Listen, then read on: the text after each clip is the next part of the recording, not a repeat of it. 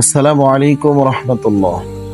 আজ আমরা ঘুরে দেখব নওগাঁ জেলার ঐতিহাসিক দুবলহাটি রাজবাড়ি। সময়ের সাক্ষী হয়ে দাঁড়িয়ে থাকা এই রাজবাড়ি শুধু একটি স্থাপনা নয়, এটি বাংলার জমিদারি ইতিহাসের এক গৌরবময় অধ্যায়।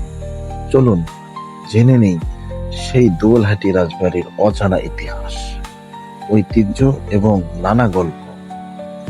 বাংলাদেশের নওগাঁ জেলার দুবলহাটি ইউনিয়নে অবস্থিত এই রাজবাড়ি একসময় উত্তর বাংলার অন্যতম প্রভাবশালী জমিদার পরিবারের আবাস স্থল ছিল।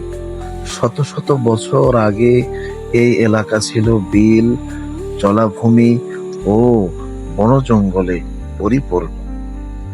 ইতিহাসবিদদের মতে প্রায় 800 বছরেরও বেশি আগে দুবলহাটি রাজবাড়ি জমিদার বাড়ি বংশের সূচনা হয়।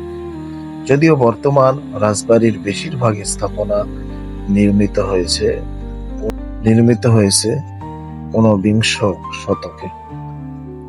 দুবলহাটি রাজবাড়ি রাজ পরিবারের নাম উচ্চারিত হলে যে ব্যক্তির কথা সবচেয়ে বেশি স্মরণ করা হয় তিনি হলেন রাজা হরনাথ রায় চৌধুরী।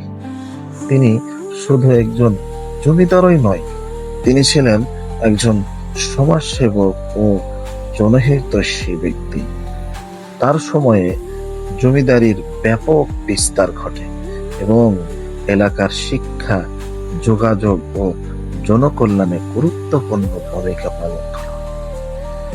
ব্রিটিশ আমলে রাজা হরনাথ রায় চৌধুরীর অবদানের স্বীকৃতি তাকে রাজা উপাধি প্রদান করা হয়। পরে তিনি রাজা বাহাদুর উপাধিও লাভ করেন।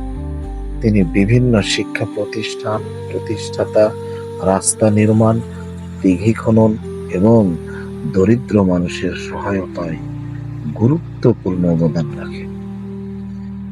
এই রাজবাড়ির স্থাপত্য ছিল অত্যন্ত আকর্ষণীয়।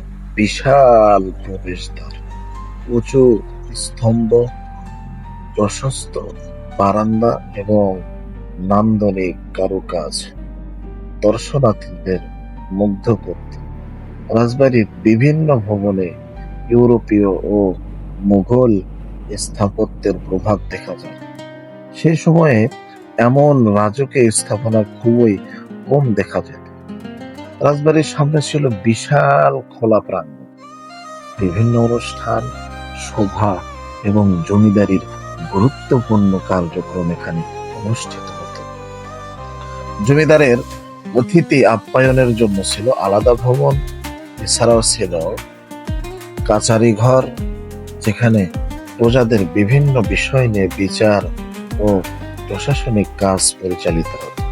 একসময় দুবলহাটি রাজবাড়ি ছিল সাংস্কৃতিক কর্মকাণ্ডের কেন্দ্র। এখানে নাটক, সঙ্গীত অনুষ্ঠান এবং বিভিন্ন ধর্মীয় সামাজিক অনুষ্ঠান আয়োজন করা হতো। দূর দূরান্ত থেকে মানুষ এসব অনুষ্ঠান দেখতে আসতেন। তবে জমিদারের জীবন যেমন ঐশ্বর্যময় ছিল, তেমনই ছিল নানা চ্যালেঞ্জ। ব্রিটিশ শাসনামলে জমিদারি ব্যবস্থাপনা নানা পরিবর্তন এবং পরিবর্তিতে পাকিস্তান আমলে জমিদারি প্রথা বিলুপ্ত হওয়ার ফলে রাজ পরিবারের প্রভাব ধীরে ধীরে কমে আসে। 1950 সালে পূর্ব বাংলায় জমিদারি প্রথা বিলুপ্ত হওয়ার পর দুবলহাটি রাজ পরিবারের ক্ষমতা ও আর্থিক সামর্থ্য অনেকাংশে হ্রাস পায়। এরপরও রাজবাড়ির অনেক অংশ অবহেলায় পড়ে থাকে। সময়ের সঙ্গে সঙ্গে ভবনের বিভিন্ন অংশ ক্ষতিগ্রস্ত হতে শুরু করে। আজ আমরা যে ধ্বংসপ্রায় স্থাপনা দেখতে পাই, একসময় সেটি ছিল রাজকীয় জাঁকজমকের প্রতীক।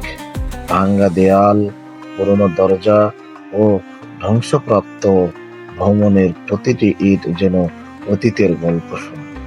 বর্তমানে দুবলহাটি রাজবাড়ি বাংলাদেশের একটি গুরুত্বপূর্ণ প্রত্নতাত্ত্বিক ঐতিহ্য হিসেবে বিবেচিত। দেশের বিভিন্ন স্থান থেকে ঐতিহাস প্রেমী মানুষ এই রাজবাড়ি দেখতে আসেন। বিশেষ করে যারা বাংলার জমিদার ইতিহাস সম্পর্কে জানতে চান, তাদের কাছে এটি একটি আকর্ষণীয় স্থান। রাজবাড়ির চারপাশে এখনো রয়েছে প্রাচীন দিঘি, পুরনো বৃক্ষ এবং অতীতের নানা নিদর্শন। এসব দেখে সহজেই কল্পনা করা যায় একসময় এখানে কতটা জাঁকজমকপূর্ণ পরিবেশ ছিল। স্থানীয়দের মতে রাজবাড়িকে ঘিরে নানা লোককথা ও রহস্য প্রচলিত রয়েছে। অনেকেই বলেন এখানে এখনো ইতিহাসের নীরব স্থপতি অনুভব করা যায়, যদিও এসব গল্পের ঐতিহাসিক প্রমাণ নেই। তবুও এগুলো স্থানীয় সংস্কৃতির একটি অংশ হয়ে আছে।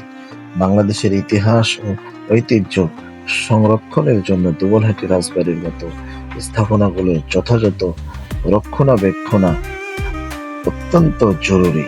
কারণ এগুলো শুধু ইট পাথরের নির্মাণ নয়, এগুলো আমাদের অতীত, আমাদের সংস্কৃতি এবং আমাদের পরিচয়ের অংশ। বন্ধুরা, নওগাঁর ঐতিহাসিক দুবলহাটি রাজবাড়ি আমাদের স্মরণ করিয়ে দেয় এক হারিয়ে যাওয়া জমিদার যুগের কথা।